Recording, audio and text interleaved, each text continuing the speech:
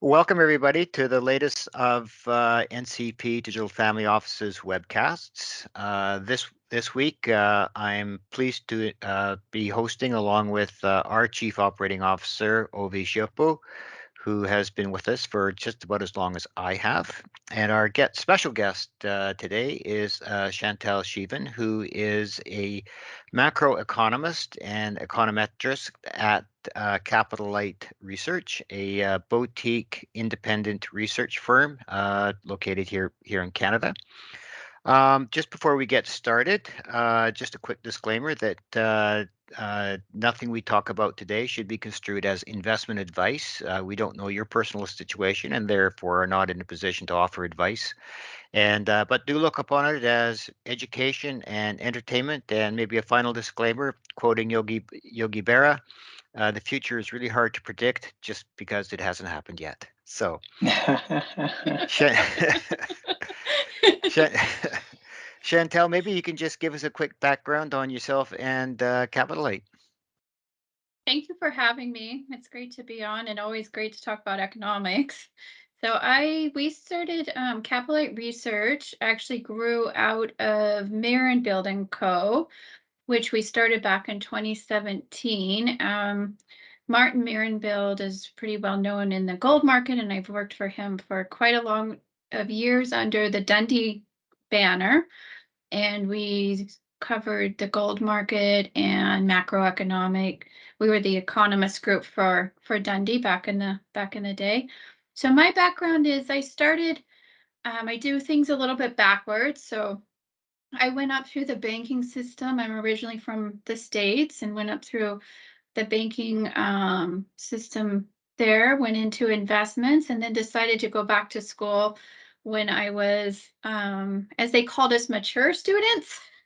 So, and I majored in economics. I have my degree in economics, and then I have a master's in China-US relations. At the time, China was really coming onto the stage, and it really made a huge difference in the macroeconomic environment and the trade environment and um, to investors in general. And my goal really after a reason for going back to school was to be better informed myself so that I could take some of the noise out of markets. One thing that I found for investors is that there's so much information just coming at you all the time, and you read the headlines, and Mhm. it often seemed like this was back in early 2000, and it often seemed like there was so much noise that it was hard for to kind of say this is what it really is. And going back to 2008, one of the big things is, and this is just one example, was when the ECB started doing negative interest rates. And I remember a lot of investors are like, what does that mean? Does that mean banks are going to start taking money out of our accounts? And it's like, no. So writing primers explaining the basics of those kind of events and what's going on is what I really love doing, and find a lot of um, as I say, just taking the noise out of it, narrowing it Yeah. down to this is what's happening, this is what it means. Central banks can be a huge black box, but they're so important. And right now, they really have a huge effect on markets. Yeah, they really do drive markets to it, and not just equity and bond markets, but all asset classes to such a huge Hmm. degree. But maybe we That's can right. just on in the interest of keeping things simple and explained, maybe we can just start off with what is macroeconomics and why does it matter? Yeah. So macroeconomics, and I'll describe it in my terms, not so much the textbook terms, but it's really the big picture. I think of macroeconomics as the big picture. So one thing I like to use the example of sometimes is the accountants put, like in the financial world, the accountants put the statements together. The financial analysts try to figure out what's going on within each individual companies and what the accountants did, and the macroeconomists take the whole sector and try and see what the trends are in that sector. So you Yeah, kind of like build on each one. But macroeconomics also involves, everything from how an economy grows, to central banks, to fiscal policy, so what the government's doing. And then it also can really help, individual trends, like what are the trends and why is it that we do need more sustainability, and where does that come from, and why are those trends, and um, what are the trends now, and how can we change it, and where is it going in the future? So I Yeah. look at it as really researching what are the big trends either within an individual market. So you could say, I'm doing a lot of work in the gold market. So you say in the gold market, or what about central banks? What are, the things going on with them? What are they likely to do? Or we could take it more even, where is global growth? So you kind of have a bunch of themes within macroeconomics. But really the reason that I love studying it is to try and again go back and say, okay, where has this gone and where is it likely to go? And again, going back to what Yogi Bear said, you never Yeah. know what the future is. So that's, the economists are always famous for, well, on this hand, it could Yep. be this or maybe this. Yep. So we do, I look at everything kind of scenario based. So you Yeah. try to say, well, if, these things happen this way, then we could kind of end up in this outcome, and then put a probability on, kind of a bottom line on it. Yeah. So the the big topic today that has everybody engaged, at least on our side of the side of the desk, is inflation. And how did we go from a near disinflationary environment pre-COVID to this spike in inflation that we've seen the last little while? Lots of money Yeah. Okay, entering the that's it. system. There you go. Next. That's right. There's really a few reasons why, and I'm gonna go back, thinking about trends and thinking about things that were already changing pre-COVID. So let's think about the US. We already had the US, especially under the Trump presidency, talking about less globalization, more bringing things domestic made. So you already kind of had that trend going, and then you had, so when you start looking at changing the globalization, um, when China came on the market, things got cheaper because you had somebody else, you had another country producing goods and they could do it for less expensive. Transportation costs really went down over those years. So we really had the height of stores like Walmart, the big box stores that were selling lots of stuff really inexpensively. You start thinking about reversing some of that, and you don't have the same, I'm going to say, pool to pull from. And if you start bringing it domestic, you're changing kind of your cost structure within it. So we already had Mm. that trend happening, but then COVID hit, and you had major lockdowns. People couldn't go out and spend a lot of money. They weren't traveling. And then you had governments putting literally trillions of dollars into their economy. So not only were central banks printing the money, so you might say, well, 2008, central banks printed a ton of money back then too, but we didn't have the after inflation. But this time you had the governments actually putting it into, as we say, in the genes of people. Yeah. So you have lots of money starting to enter the economy in what you'd say kind of your main street. So people had more money to spend. Then you had the supply chain start to have even more problems. So you had shipping problems. You had, because places were locked down, you didn't have supply of certain items. And then, since COVID, we've had the zero COVID policy. Since the lockdowns Yep. in the U.S. and Canada, we've had the zero Mhm. COVID policy in China, which has locked down major manufacturing centers for long periods of times. So then you start getting shortages coming in. Um, and then on top of it, you get the Russian invading Ukraine, and that added a lot of commodity pressure. because of the sanctions against Russia and against their exports. So now you're, on your main food items, on energy, on nickel, on all kinds of things. So it's kind of like this huge storm that all came in, all of Yep. these factors came together, started to push, prices higher. And then you add to that especially, I'm going to say, especially in the US, you have your essential workers that are incredibly burned out and because of all the COVID. So now and prices are rising. So then you start to get some wage pressure because they're just like, we're not going to do it for this, Yep. anymore. So it's kind of taking some of the pre-COVID trends. You really exasperated some of those during COVID. You have even more push for made domestic, or as Janet Yellen, who's the US Treasury Secretary in the US, called it friendshoring.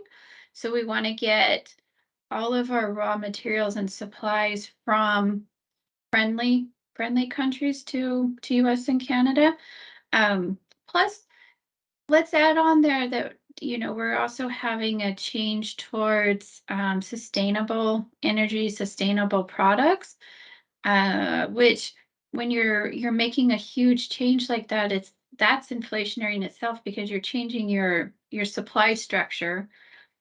So batteries, all of those kind of things for EVs, all of a sudden Yep. there's more demand for them as governments really push for that. Yep. So I think there was a really kind of a big storm in there. Central banks said, at first when inflation started, it's just transitory. All of these supply problems are going to work themselves out. And then they kind of changed their tune, as we know, last year. But do you not think that the supply chain problems will eventually work themselves out? I do. So I think that some of those will work out, and we're seeing inflation starting to come down some. It's still much higher. Yeah. I'm actually under the belief that because of the change in structure in the supply, and with governments and individuals too wanting things made more local, kind of that local Yep. drive. I actually, and the massive amount of money that's been added to the system. Really, inflation at its base is too much money chasing too few goods. And so your price level starts to go up. Um, so I do think some of the supply problems will be worked out, but I also think that because there is so much money, um, people are going to basically demand more wages to work. So you have your wage level going up. The friendshoring made domestic kind of push, plus the push for sustainability, will keep inflation slightly higher than it was. So my view is that starting next year somewhere, we're going to start seeing the banks change their tone a little bit. So Bank of Canada has an inflation target of 1 to 3% with 2% in the middle. I think we're going to start seeing them change that tone to 2 to 4% with 3% in the middle. Same with the Fed, Yep. so that they're not raising interest rates and then inflation is a little bit higher, just going forward for the reasons that are not strictly supply chain. Yeah. To have some time to both work out of the system and for that big structural change to occur. Yeah. The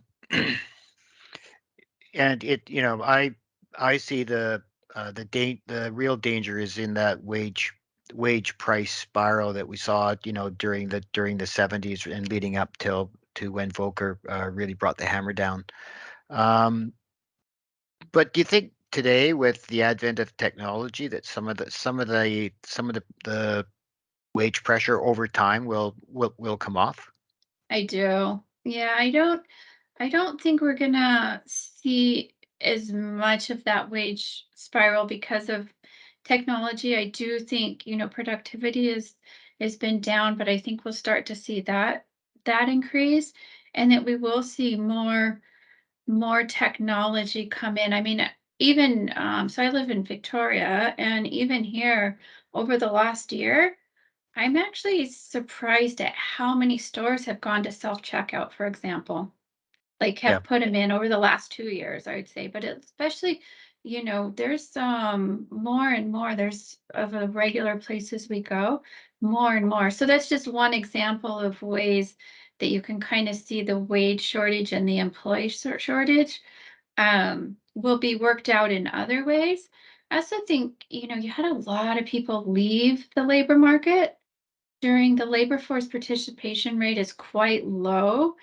And once, I think over the next couple of years, you'll start to see those people re-enter, whether they went back to school, whether they, dropped out for other reasons. I think we'll start to see those that participation rate come up. So there's still, excess, even though the unemployment rate is really low, and even though there is the pressure now, that can be alleviated in a couple other ways besides just higher wages.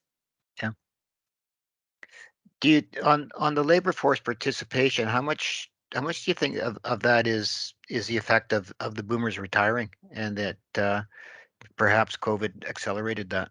Yeah, so there is some of that, but I would say, just from the research I've done, I'd say maybe a third of it is Okay. boomers retiring. So I don't think it's quite as severe because you actually have, millennials are actually quite a large cohort coming up, Yeah. and there's Yeah. actually more millennials than there were boomers. It just, they Yeah. were a huge one. And then now you're starting, you also have Gen Z coming Yeah. into the workforce too. Um, so I would say about a third of it. So, it's possible that you will see a lower um, it not go back to Cool. where it Yeah. was, but you still Yeah. have some room there Yeah. to Yeah. grow. Yeah. And of course, in Canada, we've got some pretty high inflation or immigration targets, so That's right. that adds And adds as that's well. Yeah, that's Yeah. right. So you can also, through immigration. I mean, that's one of the so you compare like, you know, Canada, US to like Japan where they have such a low immigration. Yeah. You don't have that diversity. So your workforce is really There's workforce is really changing. Yeah. Whereas, they definitely will immigration will help there too. Yeah. Mm. Yeah. Chantal, we were talking about inflation, and I guess what do you think will happen with our China relations and the impact on inflation if we, stop sourcing our goods from China, which has helped keep inflation down, I guess, over the years? Yeah, so I I don't foresee us completely stopping. I think that um there's too many reasons not to. I know that, there's a lot of stories that, we're just not going to get anything from China anymore, those kind of things, but I don't think that. I also think that if you start to see China us not sourcing from China, you're going to see places more and more from some of the other Southeast Asian countries come in. And then I also think some of that could even move to like Africa, Sure. some of the other Hmm. places. So I do think that we will continue to import from, different places. And, there's a lot of talk, and I'm just, for example, like lithium, even though it's mostly mined and, Hmm. Australia, Bolivia, Chile, that triangle there, of those, most of it's actually processed in China. So I do think there will be a push to have some alternatives so that you don't end up in the same situation where everything's Hmm. coming from one place. Yeah. But I don't foresee that relationship will be completely cut off anytime soon. And if, Hmm. and if it does go drastically quicker than I think, then we will see those Southeast Asian countries, especially, really pick up their manufacturing. Right. So, inflation, according to Milton Friedman, is everywhere and always a monetary issue. The ones that deal with monetary issues aren't governments, but central banks. So are the central banks globally doing enough or too much? Yeah, they were a bit late. Yeah, I will say. I mean, they really touted the transitory nature of inflation, and then it was too low for too long.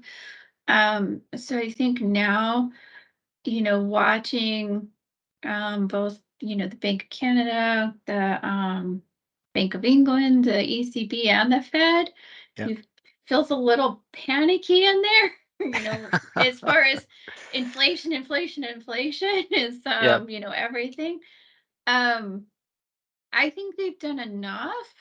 So I think that they will, because monetary policy does take some time to work through the system. So, when you start to raise rates, it does take some time. And because I do think some of the supply pressures will come off.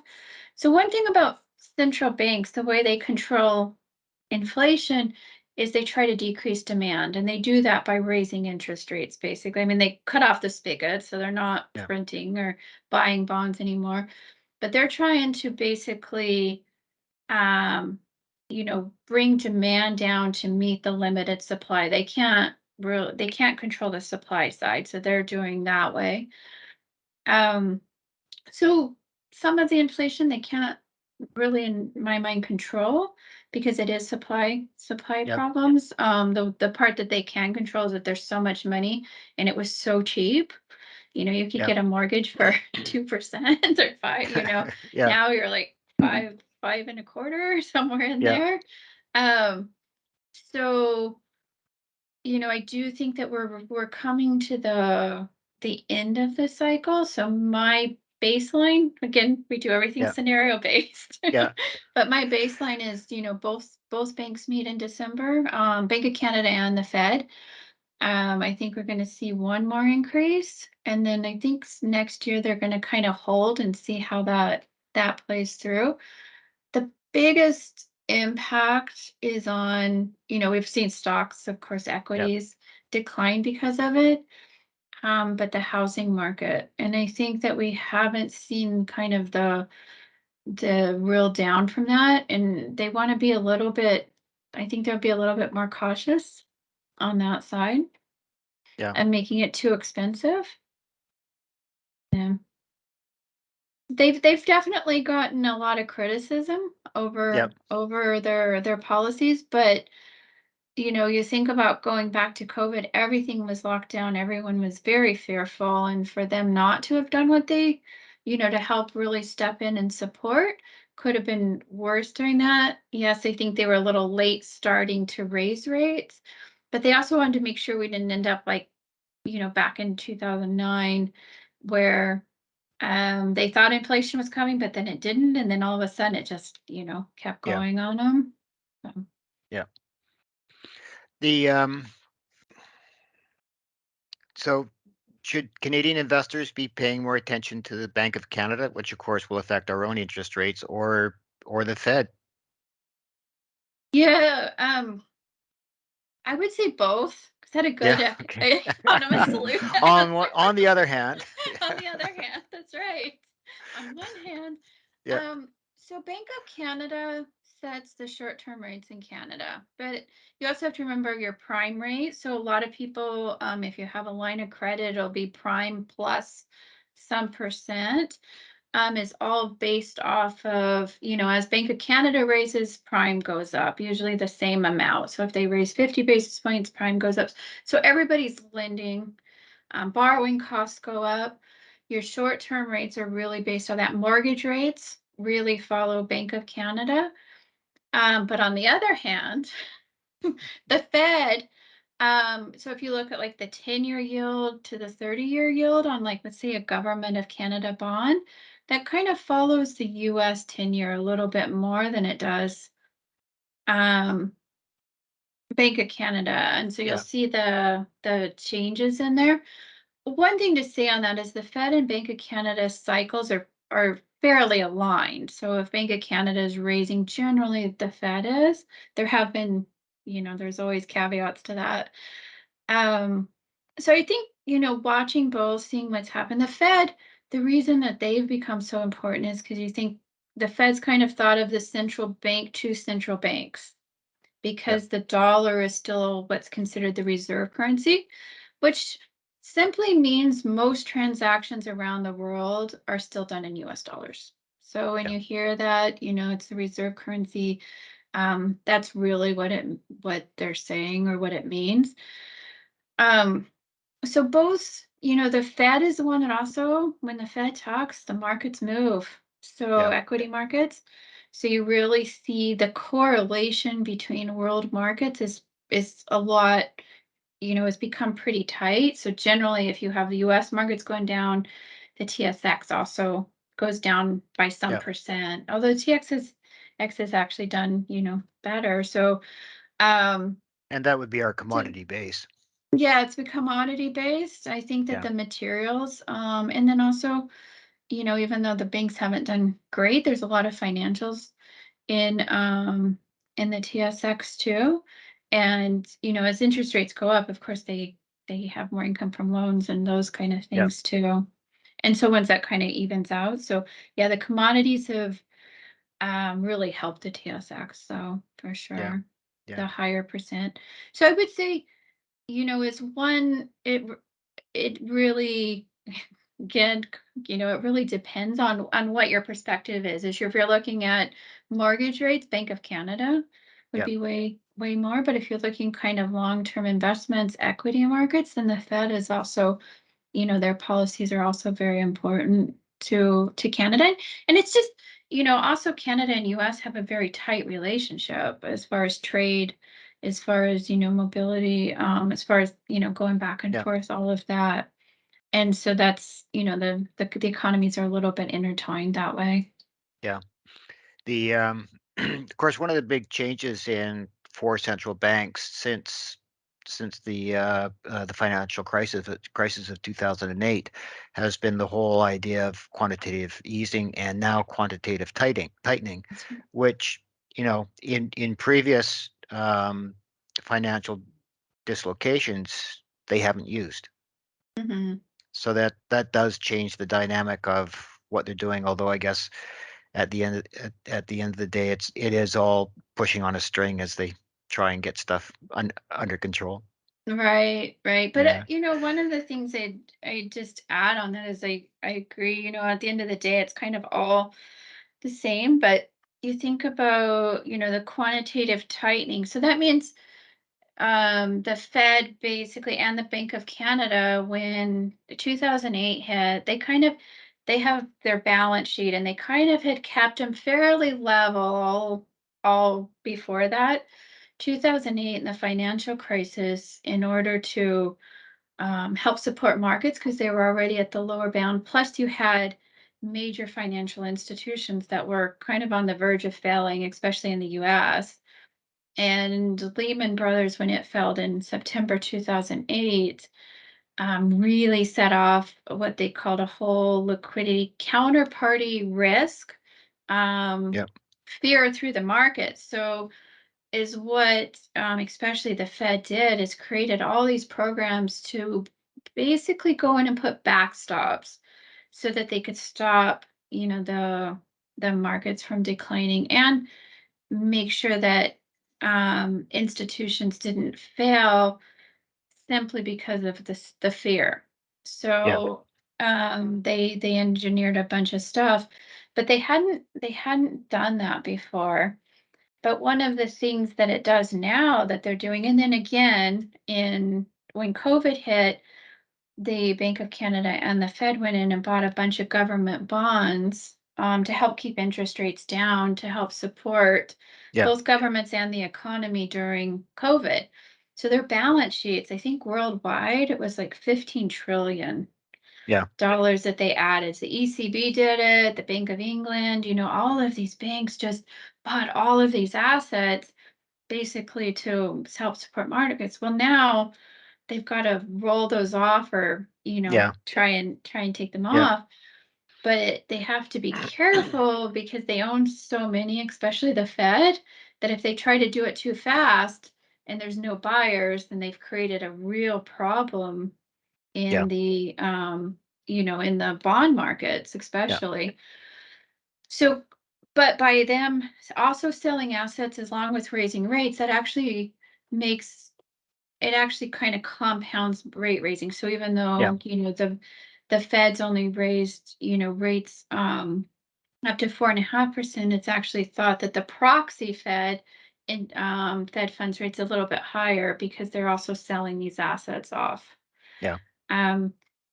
I'm under the belief that, you know, even at the rate the Fed is selling right now, it's 4 years before they get back to the 2020 level, let alone the pre-financial crisis, because they never really rolled much off from the financial crisis till COVID. Yeah. Um, I'm I'm under the belief that they probably won't get it that much lower. They're just going to have a higher balance sheet. And hold on to those. And part of that, especially in the US, is there's such a high deficit. So there's plenty of treasury still coming on the market. And Yeah. for them to roll that off very much is going to really, you know, because Yeah. when you have higher bond yields, that means that the price is lower. So it's just going to keep pushing those prices down because there's not enough buyers. Yeah. So that's, you know, and you start taking away international buyers for treasuries, then you're, you know, because China, Japan are also the largest holders. Yes. And I'm not under the belief that they're going to go out and sell them all. It's not in their interest, but they are buying less. Yeah.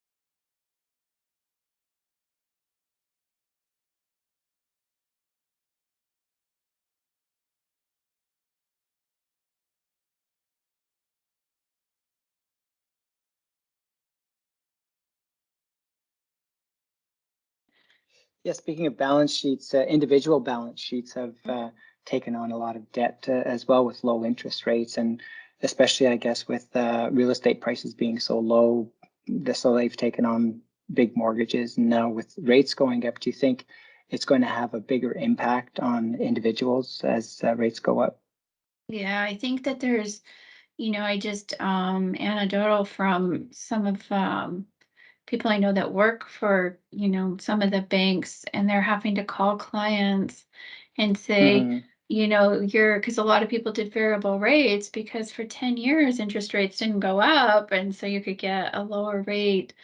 And they're having to call clients and say, you know, either you need to make a huge payment towards your mortgage or your payments are gonna, you know, go out by literally thousand, you know, $2,000, $3,000 a month. Yeah. And that's been challenging. And that's one of the reasons why, you know, I know, especially the Fed, you know, has said, yeah, we know there's going to be some pain in here and there's going to be some stuff. But one of the things, especially now, is that if the but say the Bank of Canada continues raising rates and you start to really see some distressed mortgages come on and it becomes quite, you know, because that can multiply on itself pretty fast. We haven't really seen those hit the market too much yet. It's just at the very Mm-hmm. beginning. Then you have then you have the government of Canada going, whoa, wait a second, we've got, you know, a big issue here because the big banks and Canadian Mortgage are the ones that are guaranteeing a lot of those. Yeah.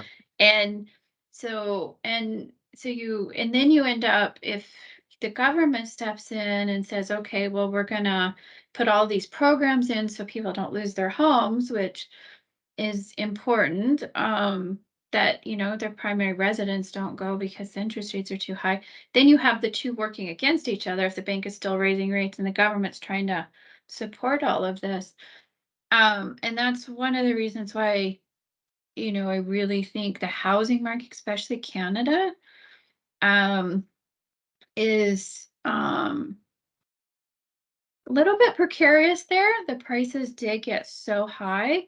People Right. took on a lot of debt to be able to afford them, and a lot of them are pretty stretched. And it's, you know, I've had people say, well, when they got their mortgage, they were stress tests for these higher interest rates. And I said, well, somebody that got a mortgage 2 years ago that's been paying this, paying so much for their mortgage per year, Mhm. even if they were stress tested at that time, the reality of being able to pay that much more is sometimes not the same. In Yeah. theory, you can do it, but the reality of it, and a lot changes over 2 years too.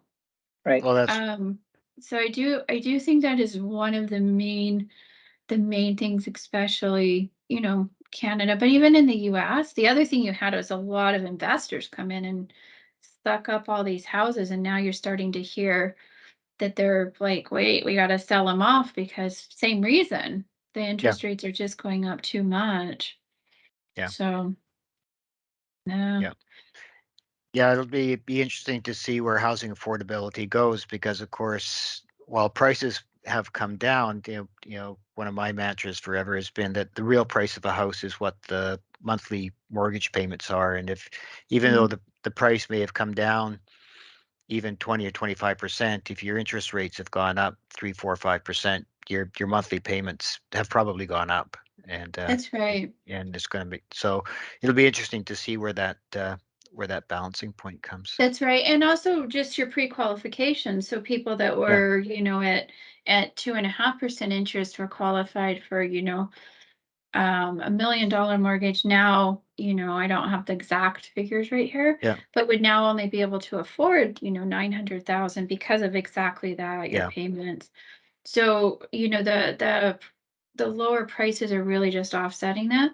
But people that are in their homes in Canada, you don't have, 30-year fixed mortgages. It's yeah. 5 years, you got to roll that 5 years. thing over Yeah, at yeah, the and that most. yeah, and that's one of the big differences between the Canadian and the U.S. housing markets and Mm, mortgage markets is that we do roll ours over every 5 years at the maximum to a new rate, whereas you can get a 30-year fixed in the U.S.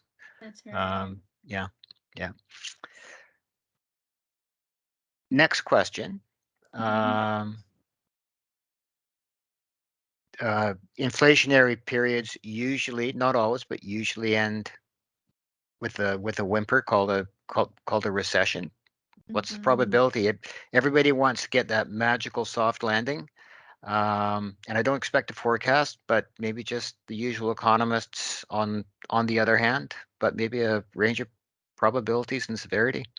Yeah, so I do think that the probability of recession is very high. I'm not at the 100% level that we've Mhm. heard in the media recently, Yeah, but I do think it's really high, and they do talk about the soft landing. So that basically is what they're saying is we're going to raise interest rates just to that perfect level yeah, to make supply meet demand, but there's going to be no recession. So when they say soft landing, you're really looking at them getting it exactly right.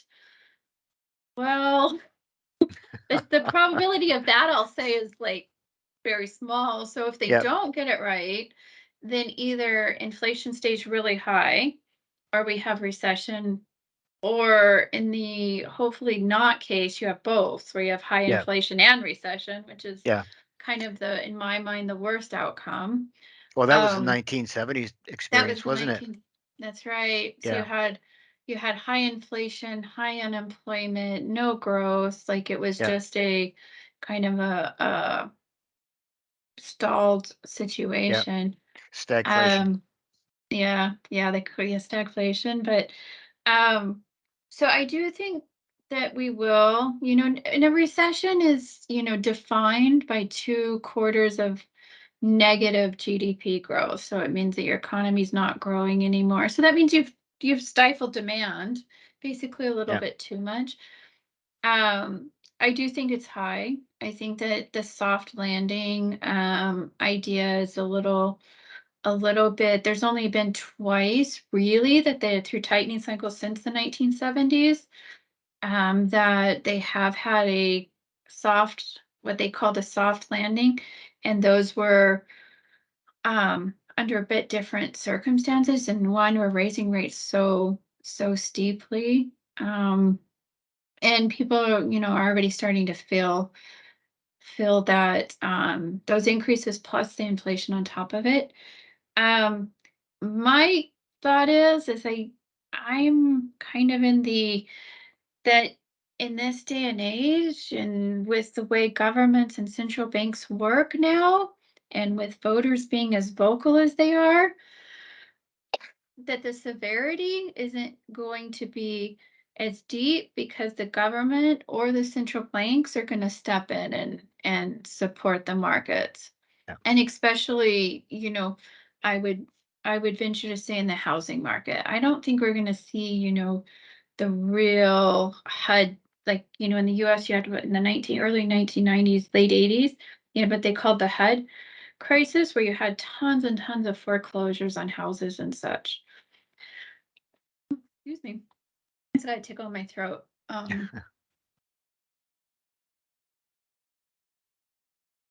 So I do think, though, that, we will start to see that growth really wane. Again, going back to my baseline, Yeah. I think we're going to see central banks start to kind of lower rates by the end of next year. That would be a huge relief for everybody, I think. Yeah. Yeah. So Yeah. I'm kind of thinking on hold the first part of the year, and I think by the end of next year we're going to see central banks, by the middle we'll see them say a little bit more inflation is okay because we were so low before, so we're going to let it run a little Yeah. bit higher, 3 to 4%, somewhere in there. And by the end of next year, we're going to see them back off just a little bit on the interest rates. I do think that the cycle going down is going to be a lot slower. And I also am not, I kind of think we'll kind of get back to a little bit more of a normalized, not the zero bound type Yeah. interest rates, which would actually be good. I think that with central banks buying so many assets and the zero rates that they've dislocated markets a little bit, and it needs some time to kind of find that risk adjustment again. They've Yeah. taken the risk out of some of that for 12 Yeah. years basically. Yeah. Well, the infamous Fed put. That's right. But I guess even if they um, stop raising rates and then eventually start to drop them, the quantitative tightening will probably continue as they try and run off their balance sheets some more. Yeah. Yeah, Bank of Canada's actually done a better job of that. I mean, they've actually already lowered some of that, but I do think they will keep some of the tightening, at least let things roll off Yeah. at the rate they are. But before, even if the Fed rolls off at their current rate, which they've kind of put on what they call autopilot, we're looking at 4 years before they've actually taken off just what they added since 2020. So Yeah. it's definitely not nothing, but it's also a fairly modest rate. Yeah. Yeah. Yeah. Probably not something that you want to shock the market with by dumping. Yeah.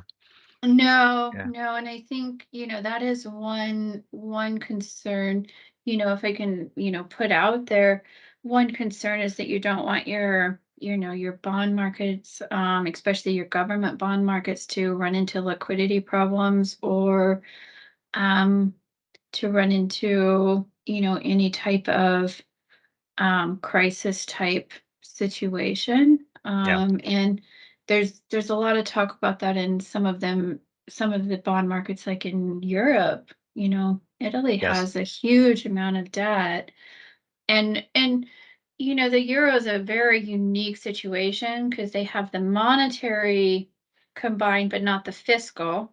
Hmm. And they had all of these rules going in when they created the euro, that governments were supposed to stay within 60% debt to GDP, and under 3% deficit is what I want to say. Yeah. But they just haven't been able to. But is what happened is, and this is something you could say now with the Fed and with the Bank of Canada, they've held those rates down lower than maybe they the market Yeah. said. And with the euro, you had an extreme version of that, where basically you had Italy and Greece and some of those countries, interest rates were quite higher than like Germany's. And when the euro came in, they all collapsed down to Germany's rate because there was an Yeah. implicit guarantee. 2008, you started to see them go, and they had to do the bailout plans. And we're starting to see that kind of separate a little bit, because they don't have the fiscal union like Canada has. So Yeah. where their fiscal policy, they're moving that direction. But to have a sovereign bond crisis where there's fear of write-offs would be, especially in the US or Canada, would be pretty major event for our markets. Yeah. So I don't think central banks or governments will kind of No. let it get to that point. No. No, they're not going to Yeah. do that at all. Yeah.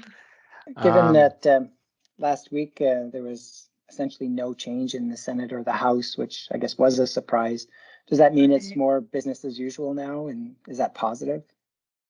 Yeah, I think, business as usual in the US is kind of a weird term these days. Is you really, one of those things that's happened in the US is that you have Congress, which was really supposed to be a coming together and a negotiation. So you don't really have a majority leadership. So like in Canada, you have a working government if you have your majority, or they have a minority party that agrees to work together. In the US, they're just becoming so split that Right. it's become, it used to be that 2/3 of Democrats and Republicans kind of overlapped, and now you really don't have any overlap there. So there's still that one vote in Georgia to yeah. see who's going to control the Yeah. Senate. It's coming down to one. Yeah. Um, but I think it's good that you didn't have just a complete sweep back and forth, because that's what's been happening in the US. It seems like every election you just have kind of from one direction to another. So you're making policy and then undoing policy and then making policy and then undoing policy. And so in my mind, it's good that it's still kind of level. I'd really love to see some more centrist kind of candidates come into for president in 2024. We kind of saw the end of Trump a little bit in the party towards the end when he started to announce his candidacy, and the Yeah. Republicans went, "Well, wait a minute." So we'll see what happens there. I'm not a Yeah. political analyst, so I'm just, it's just Yeah. from my side. But it would be, nice to see a little bit more Yeah. unification, I guess, and not the extremeness and the dysfunction. Yes. Yeah. Dysfunction we can do without everywhere, actually. Yes, Yeah. yes. Yeah. Yeah. I guess one of the things that I found interesting between Canada and the States, and this is maybe a little bit technical, but is the spread between the Canadian 10-year and the US 10-year bond. And our yield is actually has lately been anywhere between 60 and 80 basis points less than the US. Mm. And I mean, the US is the reserve currency. Any thoughts on why? Yeah, the US is really, we also saw the US dollar really shoot up there. I Yeah, mean, to multi-decade highs, yeah, as the whole tightening cycle. So generally when banks tighten, you'll see the dollar or their currency go up, but all banks are tightening, and the US just yeah, really took off. And I really think in the US, one thing I think in Canada, you have a little bit lower yields. You also don't have as much debt coming out, so there's not hmm, as the yeah, huge amount of supply. So yeah, and then in the US, I don't have a great answer for that actually on yeah, why it's spread so much. yeah. So Maybe one of our that's listeners out there can send us an answer. as an answer. Yeah. Yeah, I mean, I have been watching that, and that it really has gone down quite a bit. Part of it in the US is they're still issuing they're running quite a huge deficit still. Yeah. So there's a lot of debt coming on the market. And again, you don't have the central bank buying, and you don't have Europe. Sorry, you Yeah. don't have some of the international buyers that were big buyers before. China or Japan China and buying as much. Japan buying. Yeah. So your prices are just a little bit, So Yeah. yeah. Good. Ovi, any final questions? I think we're kind of getting towards the end of our time here, and Yeah, there are probably a lot, but we have taken up a lot of time already. A lot of time. yeah. And any closing thoughts or words of wisdom for us, Chantelle? Yeah, I would say, one of the things is it's easy in my mind, and I read a lot of news, and I think, Yeah. and this is maybe counterintuitive to being an economist and trying to be well informed, but I think sometimes taking a break of all of the negative news that's hitting us right now it's a good thing in a way, Yeah. just to have that time to kind of take a little bit of time out. There is a lot of things going on in the world, and we talk about high inflation and recession, and of course the war in Russia, Ukraine, and and a lot of uncertainty. And so also I think there's just a lot of misinformation out there, so read good sources of information. And um those are kind of, I think right now that's where I'm a little bit at, is you gotta take a little bit of break out of that and Yeah. do a little bit more, be a little grounded on that side. So Yeah. that also is the going back to macro trends and to things that are happening. I think that's something that a lot of people are also trying to do, on totally separate than what we were just talking about. Yeah. Well, thank you very much for Yeah. taking the time to join us for this. For people listening out there or watching that want to get more of your insights, they can go to your website to subscribe, because it is a subscription service, and it's Capitalight Research. Do you know the website right off the top of your head? Yep. Capitalightresearch.com. Okay. Yeah. You can go Yeah. out. There's also, you can get a trial to the reports and such. So Yeah. yeah. Yeah. So I would certainly encourage any of our listeners to take a look, and if they like what they see, sign up.